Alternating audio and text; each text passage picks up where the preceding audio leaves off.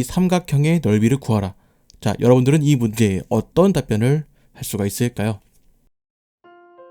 사람들에게 수학에 대해서 묻는다면 하나의 교과목으로 생각하는 분들이 많을 것 같습니다. 수학하면 수포자라는 단어가 가장 먼저 생각나는 것도 그러한 이유가 아닐까 싶습니다. 그렇기에 영화의 초반부의 학성과 지우의 첫 수업 장면에서는 적어도 이 영화가 말하는 수학은 우리가 생각하는 것과는 조금 다를 수도 있다라는 생각이 들었습니다. 영화에서 출제되는 문제는 이렇습니다. 다음과 같은 삼각형이 있을 때 이 삼각형의 넓이를 구하라. 자, 여러분들은 이 문제에 어떤 답변을 할 수가 있을까요? 삼각형의 넓이 공식은 밑변의 길이 곱하기 높이 나누기 2입니다. 자, 이에 따라서 이 문제의 답은 자연스럽게 30이 나오게 되죠. 하지만 학성은 틀렸다라는 이야기를 합니다. 여러분들도 그렇게 생각하시나요? 학성은 삼각형 위에 원을 하나 그려 넣었습니다. 자, 이제는 정답을 알 것 같으신가요? 사실 이 문제의 정답은 없습니다. 애초에 문제가 잘못되었기 때문이죠. 직각 삼각형의 빗변을 밑변으로 했을 때 길이가 10이고 높이가 6인 삼각형은 존재하지 않는다라는 것입니다.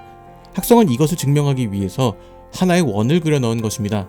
삼각형의 밑변인 10을 지름으로 하는 원을 그렸을 때 반지름은 5여야 하지만 삼각형의 높이는 6이라는 점에서 애초에 성립되지 않는 문제라는 것이죠.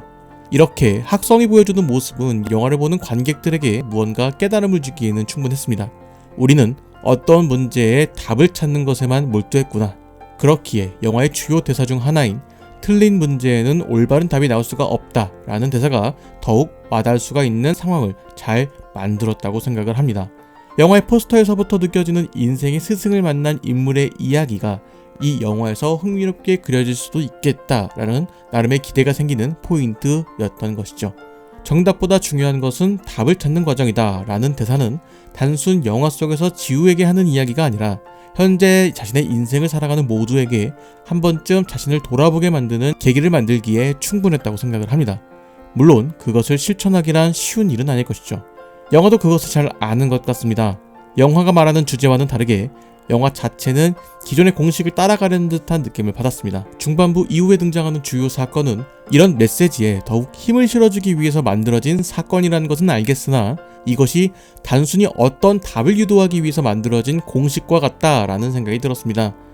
후반부에 등장할 사건을 하나 정해두고 그 사건이 발생하기까지의 과정이나 이후의 사건들이 마무리가 되는 이야기까지 기존 한국 영화가 보여준 흐름과 크게 다르지 않은 모습이었습니다. 거기에 영화의 분위기 자체가 어디 하나의 중심을 잡지 못한 느낌입니다. 초반부까지만 하더라도 드라마 같은 연출로 가벼운 느낌을 주는 것 같았지만 중반부 이후부터는 무게감을 가져가는 방식을 선택합니다. 그렇기에 큰 맥락으로 본다면 과거 사용되었던 한국 영화의 흐름을 그대로 가져와서 사용하고 있다는 것이죠. 추가로 영화 내에 여러 장르를 반영하는 장면들이 나옵니다. 예를 들어 과학실에 들어갈 때는 공포, 스릴러와 같은 분위기를 풍기기도 하는데 개인적으로는 이런 클리셰들이 영화의 흐름을 방해한다는 느낌이 많이 들었습니다. 자칫 처질 수도 있는 분위기를 조금은 가벼운 연출을 통해서 중화시키려는 제작 의도라고 생각은 합니다. 제가 느끼는 이상한 나라의 수학자는 분명 이야기에 힘이 있는 영화였습니다. 그렇기에 그 힘을 믿고 연출의 개입을 최소화하여 두 사람의 관계와 플롯에 집중하는 것이 조금 더 좋은 선택이었을 것이다 라는 생각을 합니다. 물론 제작자의 입장에서 본다면 고리타분하게만 느껴지는 수학의 이야기를 최대한 가볍게 하여서 관객들이 지루하지 않게 보게 하기 위한 의도가 있었을 것이라고 추정이 됩니다. 하지만 이 영화에서 가장 중요했던 것은 수학에서 인생의 메시지를 전달하는 일이라고 생각을 하는데 그것을 위해서는 가벼운 것만은 피했어도 괜찮지 않았을까라는 생각마저 듭니다. 더불어 최민식 배우의 존재만으로 상당한 몰입감을 주는 영화이기 때문에 앞서 이야기한 영화의 메시지와 최민식 배우가 연기하는 인생의 스승 같은 캐릭터에 조금 더 집중을 했다면 조금 더 묵직하게 다가왔을 것 같습니다. 한편으로는 이 영화가 할리우드에서 만들어졌다면 좋았을 것 같다라는 생각이 들기도 합니다. 한국 사람들이 자신의 단점을 커버하려고 할 때 미국 사람들은 자신의 장점을 부각시키려고 합니다. 이상한 나라의 수학자라는 영화에는 다른 영화가 가지지 못하는 큰 장점이 있습니다. 수학에서 찾는 인생의 교훈이라는 소재와 최민식 배우가 있다는 것, 그리고 현재의 아이들의 교육과 관련된 비판적 시간이 있다는 것입니다. 무엇보다 최민식 배우의 캐스팅이라는 엄청난 장점을 두고 영화는 자신의 단점을 커버하는 것에 급급한 것이 아니었을까 싶습니다.